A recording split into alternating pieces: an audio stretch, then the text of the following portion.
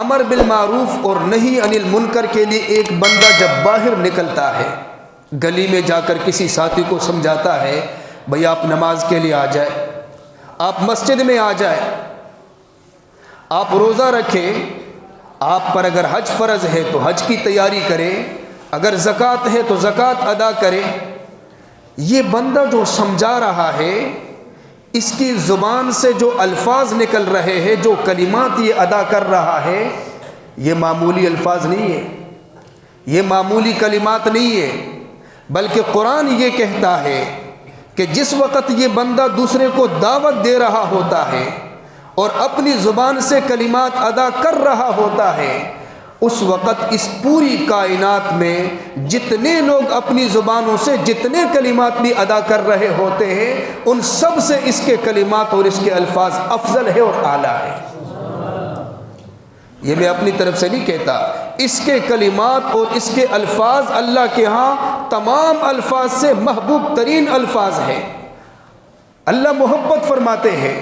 میں اپنی طرف سے نہیں کہہ رہا، قرآن کی آیت ہے وَمَنْ أَحْسَنُ قَوْلًا مِمَّنْ دَعَا إِلَى اللَّهِ وَعَمِلَ صَالِحًا۔ اس سے بڑھ کر بہتر بات کس کی ہو سکتی ہے؟ قرآن خود کہتا ہے اس سے بڑھ کر افضل بات کس کی ہو سکتی ہے؟ اس شخص سے ممن دعا الی اللہ، جو اللہ کی طرف دعوت دیتا ہے،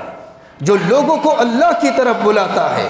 ففروا الی اللہ، اللہ کا حکم ہے اللہ کی طرف دوڑو۔ اور پھر یہ بندہ کہتا ہے وقال اننی من المسلمین، میں عام مسلمانوں میں سے ہوں۔ تو حکمت کا طریقہ یہ ہے کہ اس کے ماحول کو بدلا جائے، اس کو دینی ماحول میں لایا جائے۔ دیکھیں تبلیغ کی برکت سے کیسے کیسے لوگوں کو ہدایت ملی، ہم اندازہ بھی نہیں لگا سکتے۔ کئی فلمی میدان میں کام کرنے والے لوگ، اداکار قسم کے لوگ،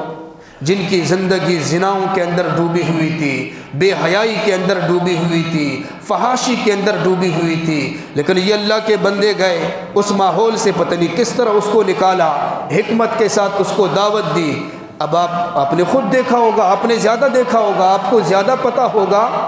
کہ اب ان کے چہروں کے اوپر داڑھی، جسم کے اوپر شریعت کے مطابق لباس، اور اب بعض ان میں سے ممبروں پر بیٹھ کر لوگوں کے سامنے بیان بھی کرتے ہیں، اور لوگ بڑے شوق سے جا کے سنتے ہیں، چونکہ ان کی چاہت بھی ہوتی ہے کہ زیارت بھی ہو جائے۔ کرکٹ کے میدان سے کیسے کیسے لوگوں کو اٹھایا، یہ دعوت کی برکت ہے، ورنہ وہاں بھی تو فحاشی کے اڈے ہیں، عریانی کے اڈے ہیں، لیکن وہاں سے کیسے کیسے لوگوں کو اٹھایا اور دین کے ساتھ ان کو ملایا، ان کی زندگی بدل گئی، دل میں انقلاب پیدا ہو گیا۔